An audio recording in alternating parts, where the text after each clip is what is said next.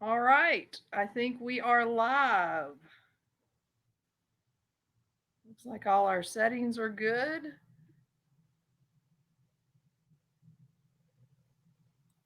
All right. Anybody out there in Facebook land? Looks like it still may be connecting us to Facebook.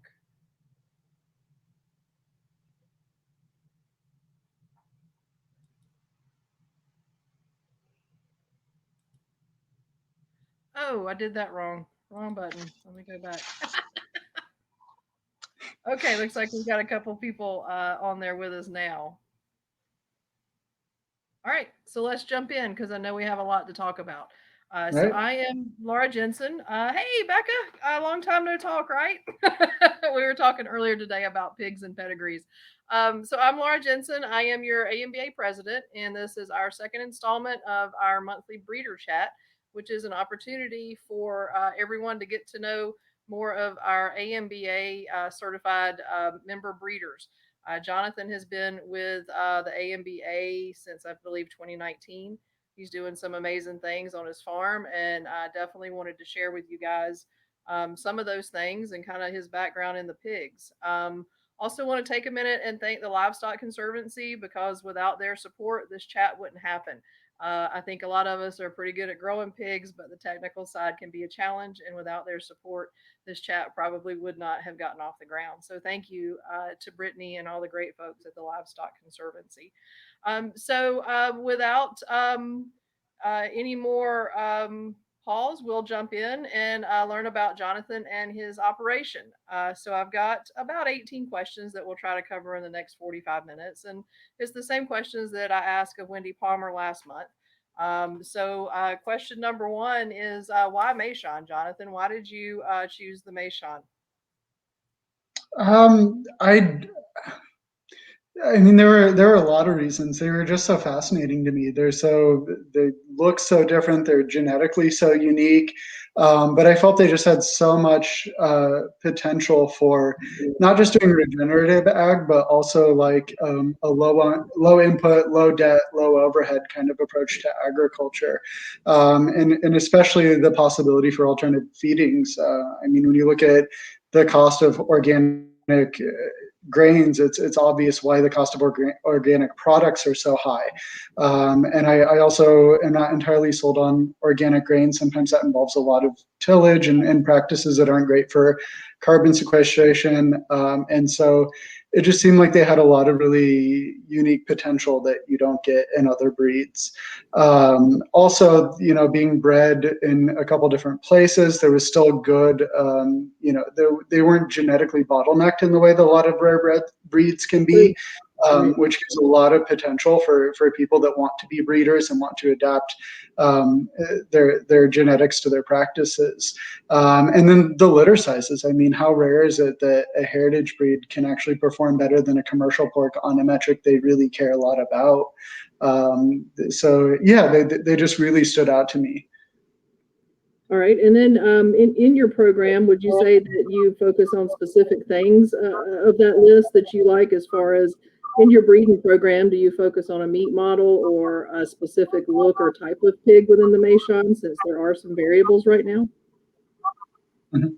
Yeah, I mean, I'm not as concerned with how they look or some of the more cosmetic traits. That is something I might make more of a goal in the future, but at the moment, it's more the performance traits. I mean, I want to see good litter sizes. I want to see, mothers that have good wean to farrow ratio. I definitely want a longer pig because I think that plays to a lot of things. Their large bellies is what helps them digest fiber. So a longer pig has a bigger belly. It's more bacon. It's more pork chops. It's more room for the little ones when they're nursing. It has so many different. It helps them in so many ways.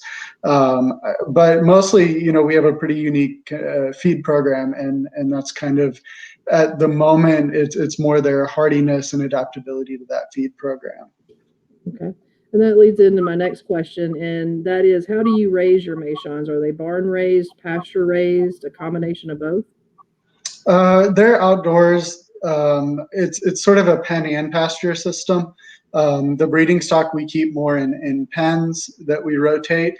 And then when they're weaned, there's an pen adjacent to their parents. And then eventually they do have access to pasture, but they're still contained in a pen area just so that we don't have to move, shelters and waters and feeders all the time. And as well, we can shut them into that pen space when it's really damp so that they're not destroying pasture as much. But we definitely make sure that they have adequate shelters. I mean, in the Midwest here, we were below 10 degrees for 10 days straight this winter. We'll get to above 100 degrees here in the next month. So we have summertime shelters that are, sheet metal tops with pallets on the side, allow a lot of breeze, but, block the sun really well. We've used trampolines in the past as shade structures, which work pretty well. I mean, all this stuff that we have is repurposed, the pallets, the sheet metal, the trampolines. In the wintertime, we use old poly tanks that were repurposed. And so they're really great for the wintertime because they're plastic, so they trap the heat. They're white, so they're kind of translucent. They have like a greenhouse effect, which is why they're only cooler weather shelters, is they're actually way too hot in the summertime. So yeah, they are out on pasture. They do, they're outdoor pigs, but they definitely have shelters that protect them from the elements. Okay. All right. Fantastic. And those of you guys that are logged on with us, if you have questions, if you'll comment on that Facebook page, as far as like below the chat, it actually shows up on my screen, and we can jump in and answer questions too. So you guys speak up if you have questions as we go. Next question is, how many Meishans do you have, and do you have any other breeds of pigs? So I ran with just Meishans for the first basically 3 years. When I bought my pigs from Rico, I bought 3 older pigs, 2 of which were bred, and then 4 piglets. And that within those 7 pigs had 9 of the 12 lines. So I immediately started with one of the most diverse herds in the country. So I had 7 pigs to start with. I had 2 litters, which gave me a little over 20 that I sold a year later, entirely with restaurant sales. In the second year, I produced 50 for market and sold about 6 for breeding stock. And then this year, I'll do a little over 60, maybe 70 pigs for market and about 10 or so for breeding stock. And we keep about 100 pigs on the ground at any given time. I do have a red wattle boar, but I'm not sure that that's going to be a lasting thing at the moment. I think that was too premature of a decision.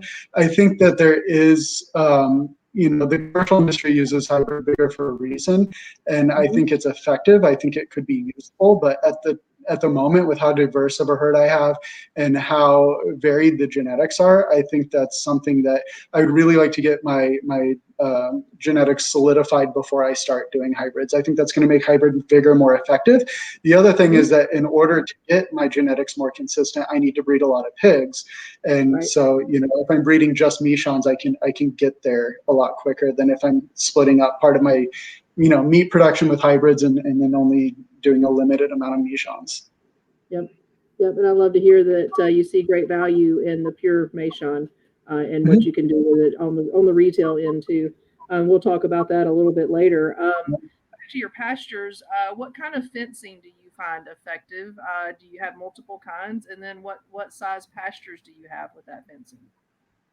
We use multiple kinds of fencing. The main pen system is hog panel. And we only keep the boars in hog panel because we don't want incidental breeding. I do have like a summer off-season pen for the sows, and that's woven wire. Woven wire doesn't work very well for the young ones because they can get under it really easily, but it works really well for my older sows.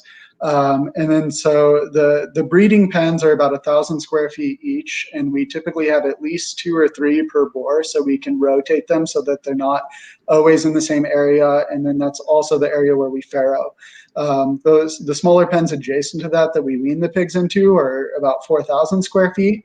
And then we've got a little over probably 15 acres that we're grazing the pigs on.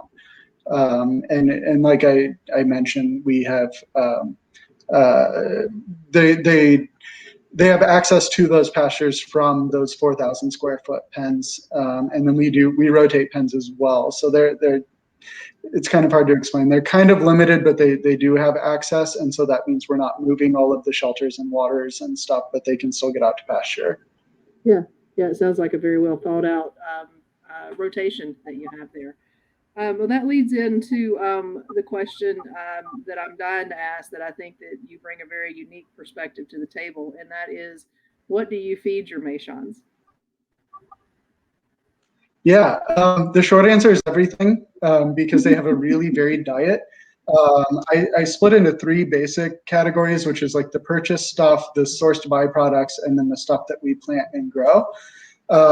And so I should start by saying that this is something that's a result of a lot of research. I say that because I don't want people doing really experimental things with these pigs or any pigs that's going to make them suffer.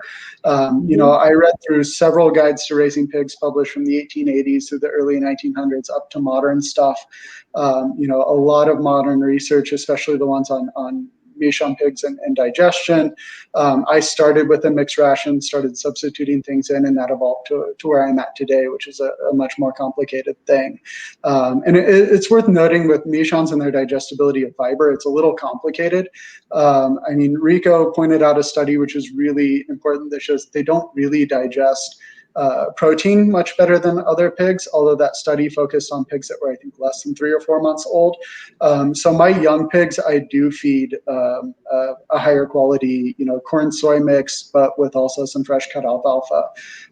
And same with the sows. But there is good research that show the sows actually do better with a moderate amount. I think it's about 7.5% fiber, and that Meishan pigs in general can digest the carbohydrates much better. So that means that when you feed them a higher fiber diet, it is going to slow the rate of growth, but they're not going to go into ketosis and die like other pigs will. They can still put on fat. It's not going to inhibit their ability to get the energy and the carbohydrates in the feed.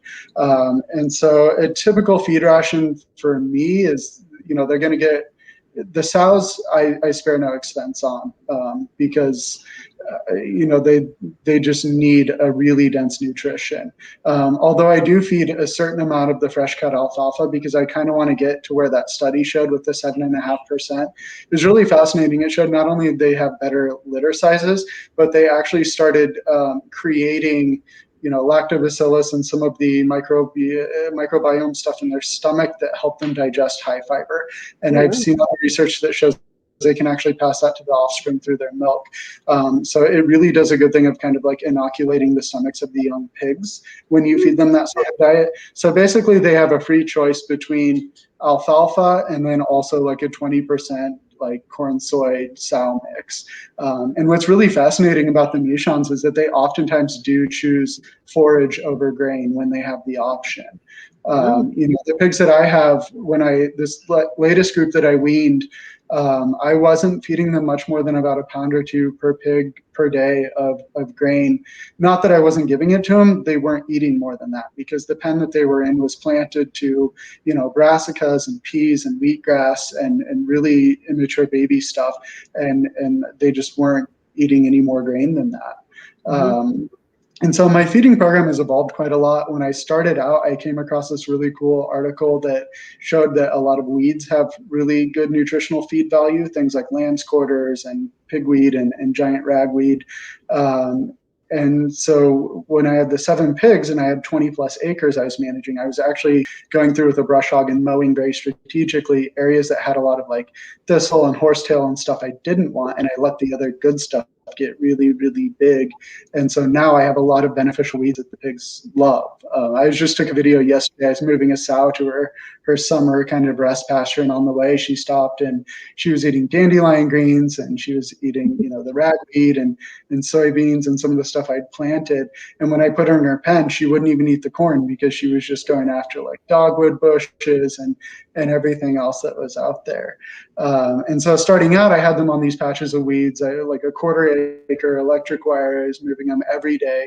But what I found was that, by midway through towards the end of the summer, most of my pasture was just dug up dirt. And that's really not good for, soil or carbon sequestration and building soil in the way that I like to.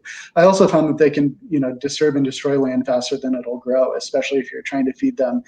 Because that's the trick with forages. And this study with the weeds showed that, the nutritional value of a plant determines largely on what stage of growth it's at.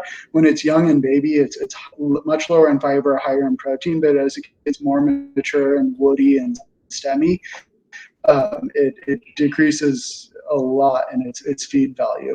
And you can see that when you watch the pigs graze, they just don't go after stuff like that. And so I then went to the other side of the spectrum where I had them in the pens, and I was cutting fresh alfalfa and bringing them to it, which is still part of my routine. I have 4 or 5 acres of alfalfa, and I actually just use like a commercial riding lawnmower with a vacuum mulch system, and I can mow up 800 to 1,000 pounds of fresh alfalfa pretty quickly, and then I just dump it into the loader and go dump it into their pen. And so now the strategy is a little more mixed. I have and actually I can show you, I have a map that I drew up. I'm not sure how legible it is. So these little 4 squares, those are the 1,000 square foot pens I was telling you about that we farrow in. The ones adjacent is where the pigs wean into. And when they're in there, I'll feed them a certain amount of grain, I'll truck in the alfalfa, and then it's always planted to stuff. And then we have, all the land around it that we plant the forages that we turn them out later in the year. These arrows indicate the slope of the land. We built these pens here for a reason. It's the highest altitude, and then it kind of downslopes everywhere else. So the other advantage of that is that the nitrogen that they accumulate in their pens will actually wash out into the field, and we use that to grow the crops that we later turn them out onto. And so the pastures, we just plant things according to the season, but by doing it this way, we can get a big head start by having them in those pens that are planted to the forages, and then also trucking in forage and a little bit of grain. We can keep them pretty well fed, and then get the rest of the land growing before we turn them out on it.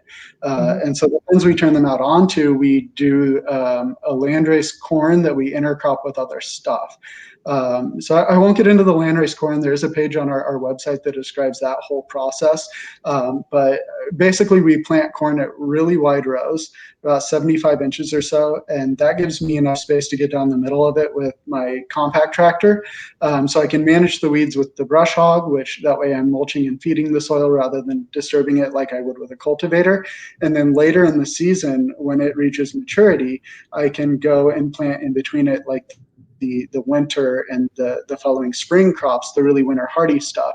And so that way we have a really, really dense stockpile of food, because we have all the corn that was growing all summer, and then we have all of the peas and brassicas and triticale and stuff like that we're growing all winter. And so that helps us get a big head start so that we can actually, graze our pigs on, or provide feed for our pigs with the land. And then it's later, once they're more adult, that we can start feeding more of the byproducts, which are kind of rougher stuff. So the main byproducts that we get are spent brewer's grain and wheat bran and wheat middlings. And so it's when they're older, and that's more their finished diet and what we feed the breeding stock, because their ability to digest the fiber is like a physiological thing. The larger pigs do it much better because they have those bigger stomachs and bigger intestines. And of course, when you have like a mature boar or an older sow that's not bred or producing milk, their nutritional requirements aren't that much, but they have those big bellies and they want to eat a lot of stuff. So the brewer's grain makes a really great filler. The other reason for that is I like the quality of fat that we get when we have that as our finished diet. The fat content of a pig is largely decided by what you feed it, although in part genetics. So if you feed a lot of corn and soy, you're going to end up with a lot more of the polyunsaturated fat, whereas we want that like harder, firmer kind of white fat that will really brown up and not shrivel in the pan. And so by giving them the brewer's grain and the wheat bran at finish, it really converts that fat nicely. A pig's fat can be drastically changed by changing its diet just in the last 30 days or more. So yeah, I think that's that's really about it. Okay. Uh, All right. but we do see. Oh, sorry. Go ahead, because I think I was I going to had say. a question, just kind of thinking it through myself. So, I come from kind of the baled hay and the more of a commercial feed, for lack of a better word. So, Mhm. do you store anything you grow, or are you timing your fields so that most of The the nutrition is coming straight off the field and to the pigs, with the exception of the corn that you grow yourself. No, even the corn they're grazing. I don't store the corn at all. It stores on the field, and then I Okay. turn them out on Wow. the field. And that's actually a method. It's called hogging down, and that's what we did in the Midwest all through the late 1800s, early 1900s. In fact, I learned how to do it from some old ag bulletins I found online that were published by the ag station at Missouri and Iowa, like in the 19 teens or something like that. And it's great research. I mean, they tell you what breed of pigs they were using, what the average corn yields were on the field they put them out on, and the average rate of grain by doing this. And they tested like co-planting the corn with soybeans or rapeseed or pumpkins or whatever, and kind of showed the different results. So yeah, it's mostly based, and that's why it's tricky, as I mentioned. Like you have to turn them out on it kind of at the right stage, because if the plants bolt, then they become, they're not as valuable of feed. Mhm. So it's a matter of timing what you're growing where at the right time. But if it bolts, it's fine. They'll eat the other stuff, and that goes to seed, and then you don't have to plant it next year. So Yeah. there's some flexibility there, Yeah. but All right, interesting. So it's all about timing, not only grow out timing, but your gardening or tilling and planting timing as well. That's really, yeah. really interesting. So on your program, What'd you say your grow out times are?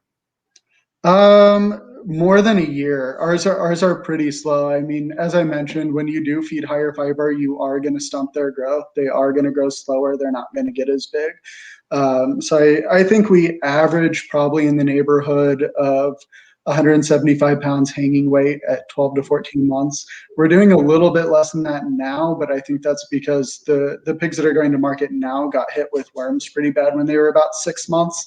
And so that kind of stunted their growth. And like I said, enormous amounts of variability. That's the average, but in all reality, it's an average with a pretty wide range. I mean, I've seen hang weights of over 200 pounds at 10 months, and I've seen 150 at like 16 to 18 months.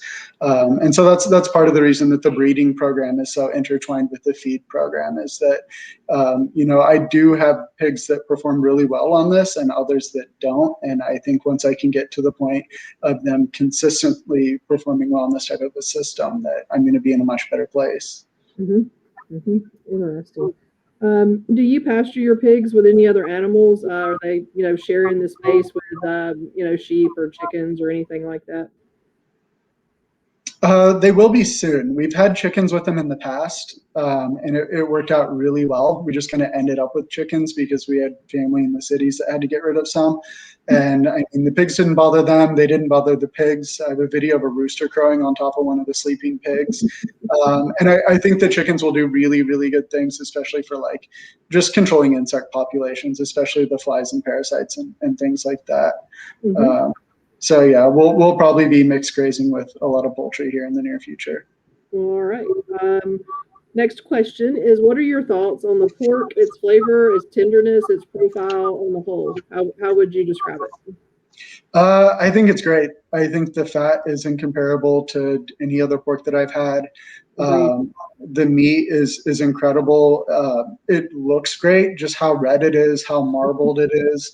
But I've noticed that it's just so tender, and it's always moist. It's hard to mess it up and Right. get it, dry. Mm-hmm. I think the physiology of them is a little bit different. You are going to have a smaller loin eye, smaller pork chops. Some of the bellies are better than others. I think that's a genetic thing that I'm working out. Occasionally, I do get really thin, not too meaty bellies, but like I said, I think with a little work on the breeding end, that's not going to be a problem in the future. Mm-hmm.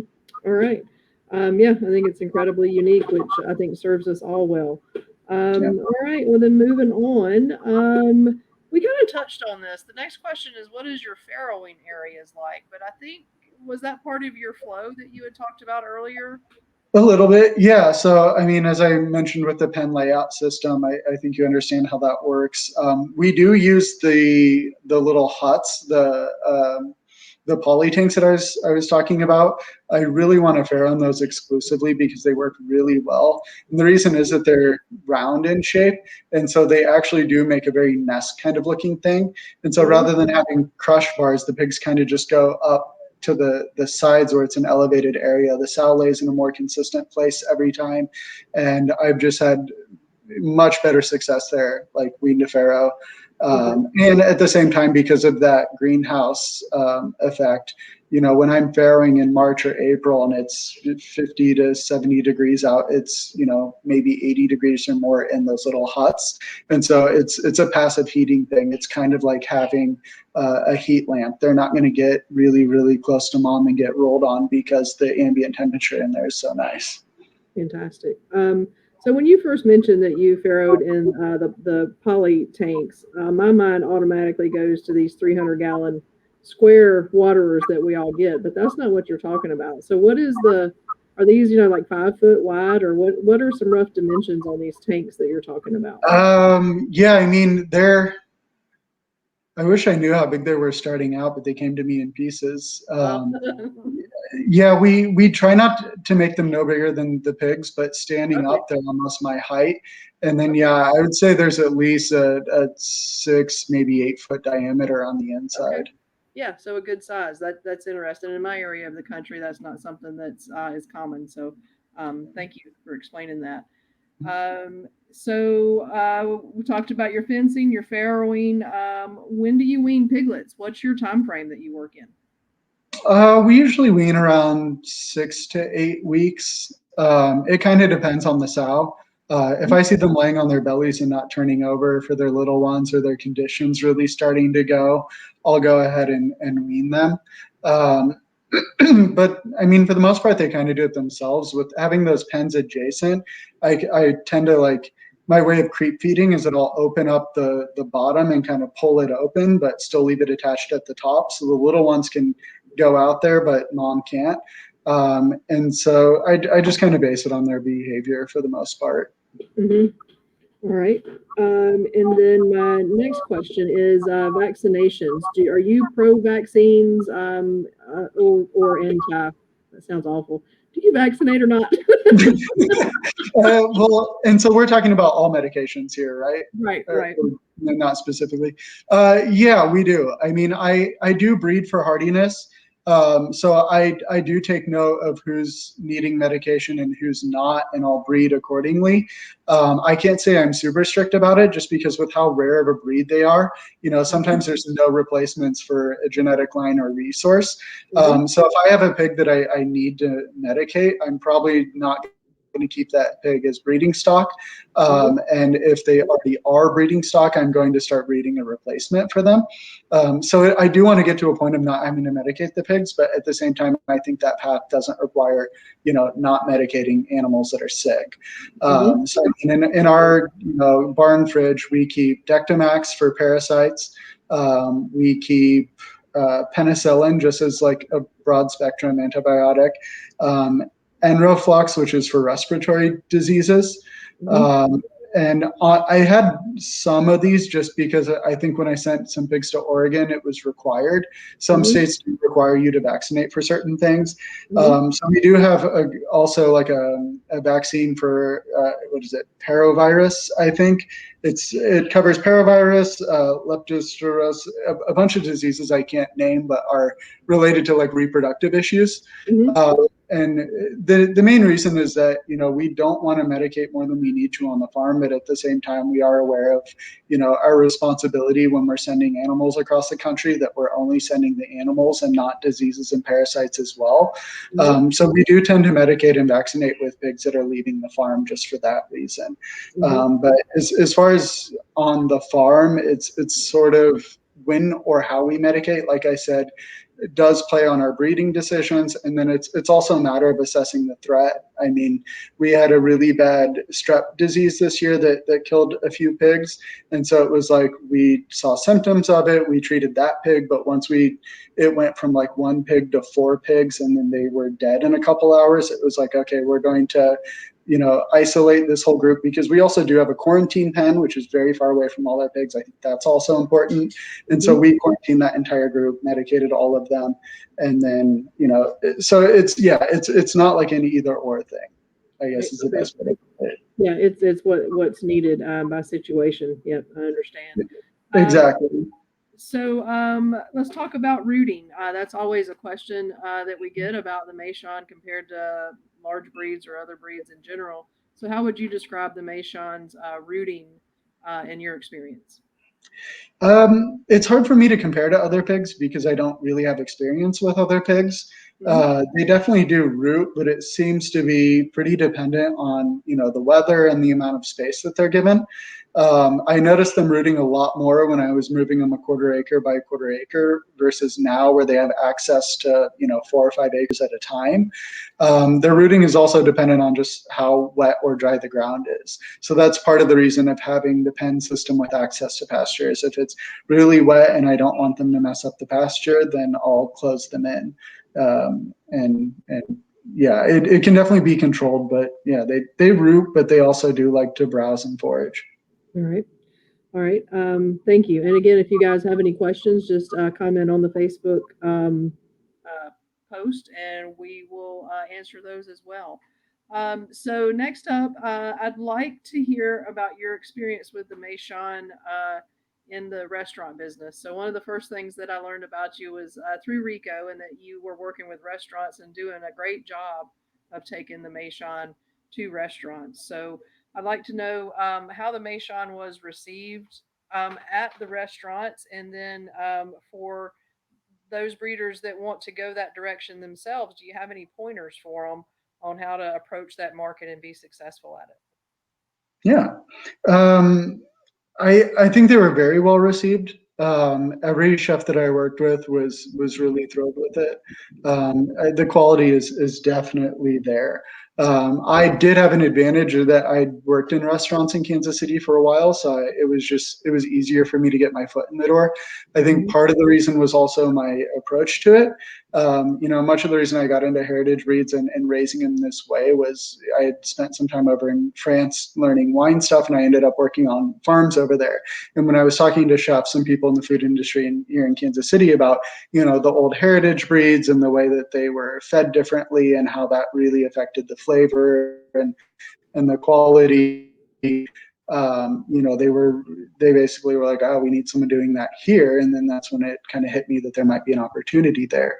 Because, in France, they do have this notion of terroir, which is that what you're producing is a product of the land and of the region. And, for example, like the Brest-Gaulois chicken, which is this really revered chicken, they actually restrict its feeding as it gets older, forcing it to hunt for insects and eat clover and the pasture. And so part of it is like I guess just like the concept and the feel, and it's a more unique product when you do it that way. And I think that's what was exciting to a lot of people. Although, like I said, the quality is incredible as well. But what I think is great about the Meishan is just it's so marketable for so many different reasons. It is an exotic breed. It is incredibly rare, but at the same time, you are a local producer, and if you're doing something a bit off the beaten path, or there's the potential to do something that's really regenerative, then you have that angle for marketing as well. But I think really, if you're trying to get into restaurants, part of that is just doing your homework on those restaurants and kind of adapting your pitch to those specific chefs. So, like, for example, if you have a chef that's just all about taking local cuisine and taking local food products and using these high-end cuisine techniques with it, then you're going to want to emphasize the fact that it's local, that you're getting your feed local, that they're foraging things off the area around. If you're going to a restaurant with more of a country club mentality where they're getting their lamb from New Zealand and they're flying fish in fresh from the ocean every day, your approach is obviously going to be different there. It's going to be about the quality of the pork and how it matches anything else out there. And then likewise, there's also restaurants that are doing, like South American inspired like techniques with small plate, doing something really unique and out there. That's when you're going to emphasize that it's an entirely different breed, different physiology, wildly different from Western breeds. And so I think that's what's awesome about them, is that you can market them from so many different angles and tailor your marketing strategy towards your specific customer. Yep. And in my experience, I have not found a culture that doesn't love the Meishan.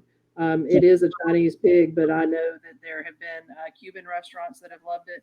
And the common thing that we hear is that it tastes like home, maybe, whatever food they were raised with. So I wouldn't let, just my 2 cents, wouldn't let a nationality get in the way. I think the Meishan, like you're saying, it has selling points no matter what direction you go.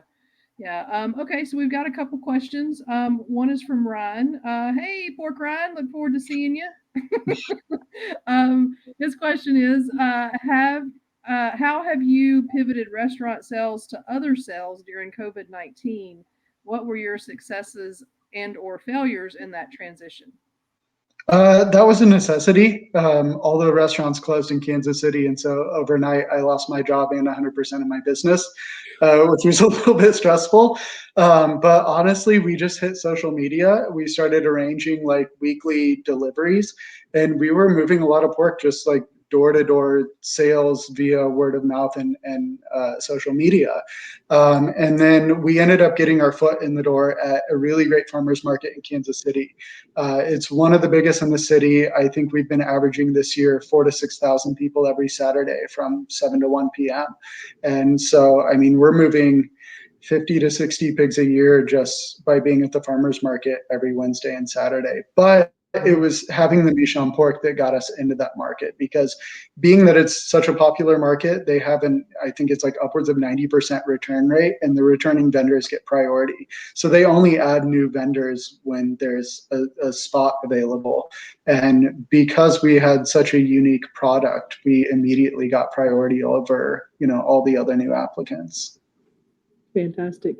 And I know when we talked the other day, you shared that you have a new job in that too, right? Yeah. When the farmers market started this April, I was able to quit my restaurant job.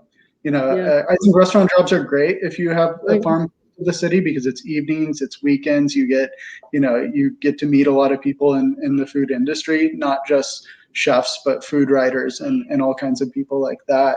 But yeah, no, this is my full-time job now. Yeah, go Meishan. Yeah. Yeah.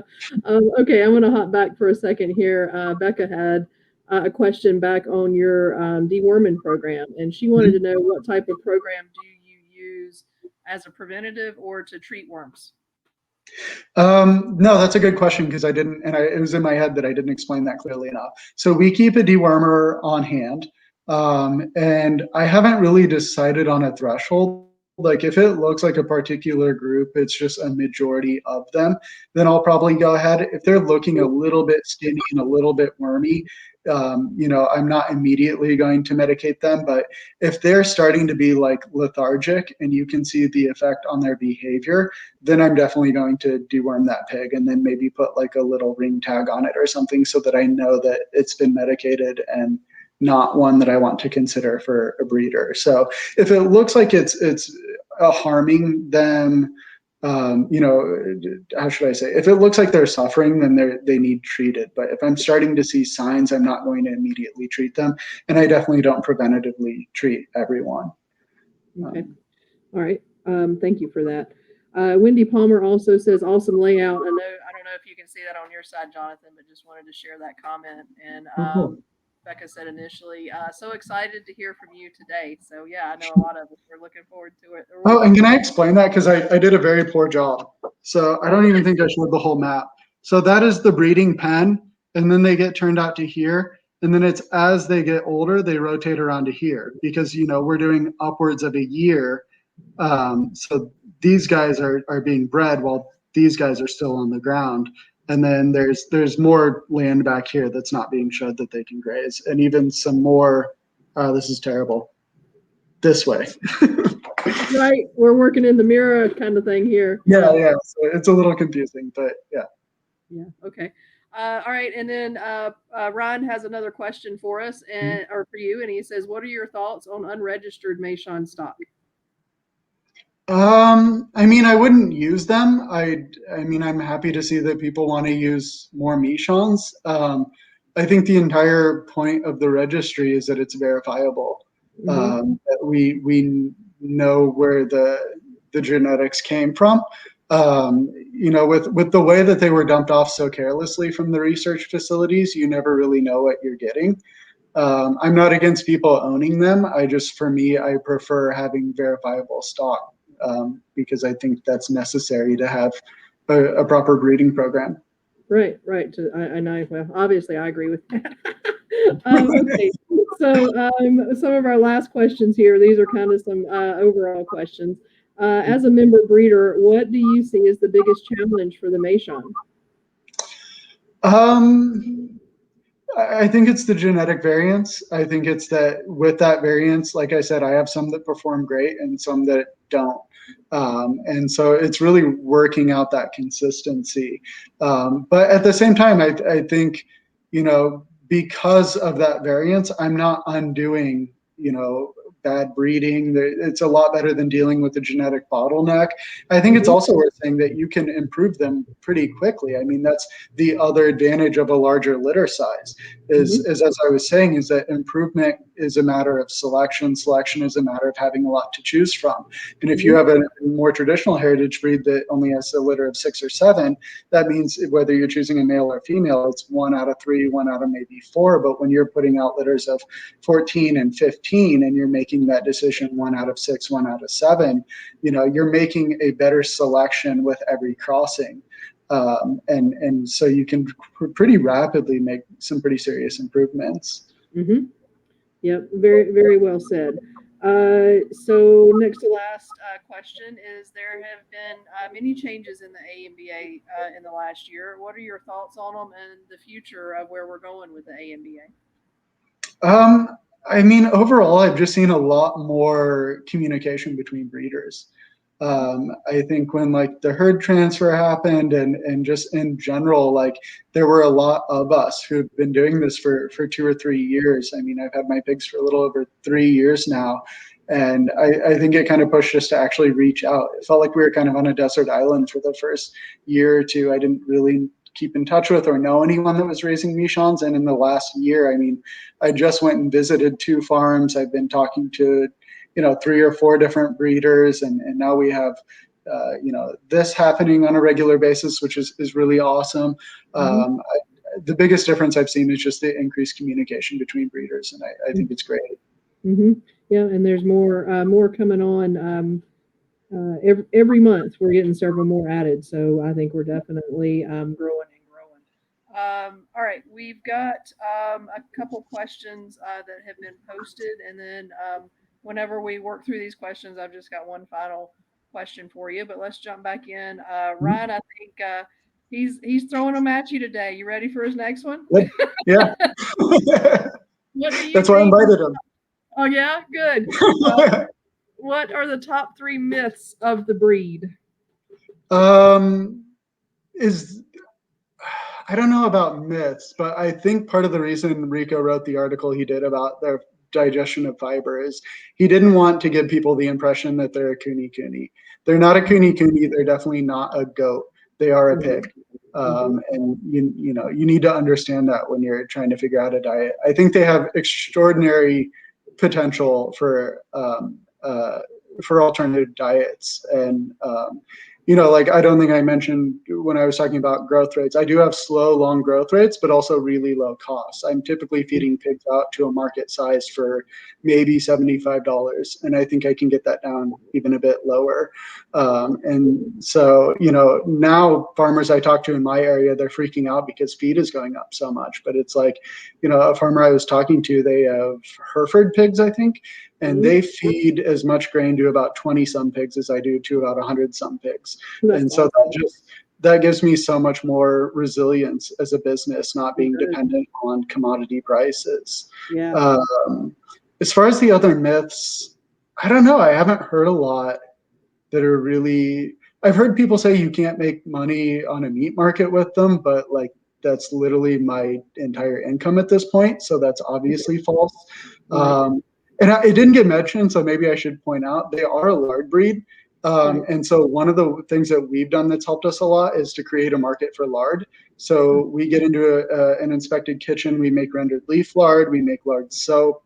We're looking into doing like a leather boot polish. There's That's a a great idea. lot of stuff that you can make out of lard that you can just get into like local craft shops and stuff like that. And I mean, when you look at how much fat they produce and you see how much money you can make off that, that can make a pretty big difference in your, per animal carcass value.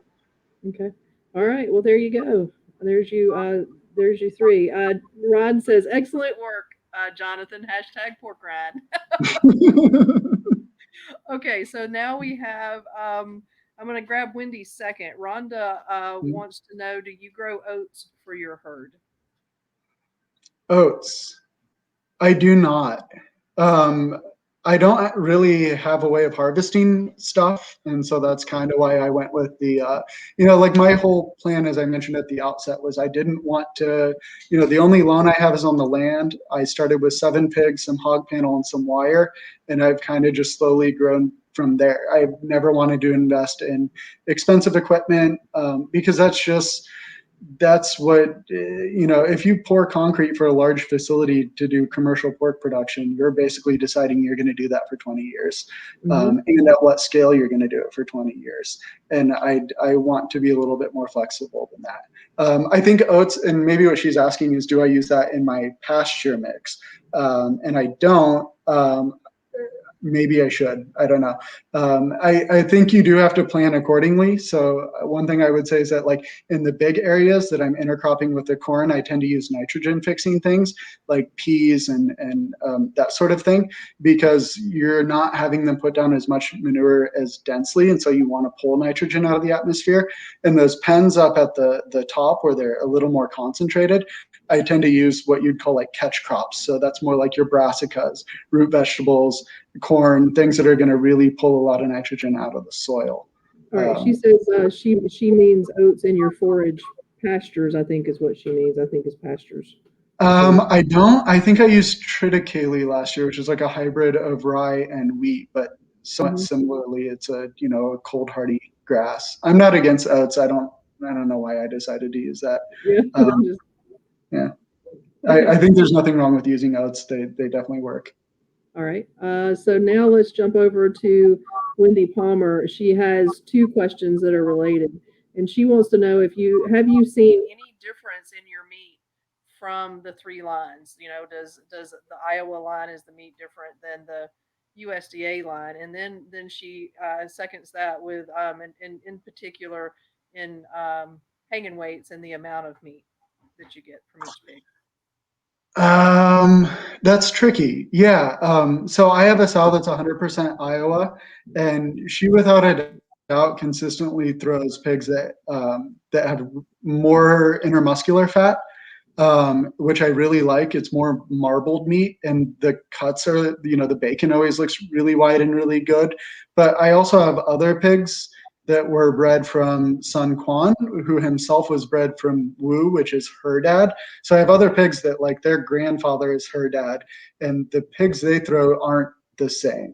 And so it's really, really hard to generalize the genetics, and especially with the USDA, because there's so many more USDA lines, and I see a lot of variance within the USDA lines. I would say I see a little bit more difference in how much fat they put on rather than differences within the meat. I think the larger framed pigs tend to have bigger loin eyes. But I see larger framed pigs from, Tang has larger framed pigs. Wu, who's Iowa, has larger framed pigs. I think even some of the Illinois sows, like Ming, tends to throw pigs with some pretty large frames. So I'm not sure it can be that I don't know. The genetics of it are so tricky. I'm always proven wrong. I mean, like I sent a gilt to Rhonda at Blue Tulip Lane, and I loved that pig for her, conformity and her size, but I never expected her to have large litters, and she had 17 on her second parity. So it's like, usually you see that more in like the Illinois lines, and so it's just so hard to generalize. Yeah, yeah, I would agree with that. We're just gonna circle around on this one, and it's from Rebecca Thompson, and she says, apologizes for being late to the video, and that you may have already covered it. But what kind of feed are you using for that $75 to pig to market weight? So you just want to kind of recap that again? Yeah. So when they're born, they're in a small pen. They get a little bit, like half of a ration that you'd normally feed grain, and the other half is like alfalfa that I dump in the pens. And you can actually calculate how much alfalfa they need pretty easily. It's 5 pounds of alfalfa equates to about a pound of a grain mix. And then those pens are also planted pretty heavily with things like the triticale and the brassicas. It depends on the time of year. I do a really dense planting of sorghum Sudan grass if it's dry and hot during the summertime. So yeah, a lot of their diet is actually forage. But as I went into, it's planted forages based seasonally, and I turn them out when it's still pretty juvenile most of the time, because that increases the feed value of the forages. And then as they get later, once they're beyond 8-10 months, then their diet's going to be a little bit of grain, maybe like half a pound to a pound per pig per day. They will have access to pasture, and then they also get a good amount of wheat middlings and spent brewer's grain. All right.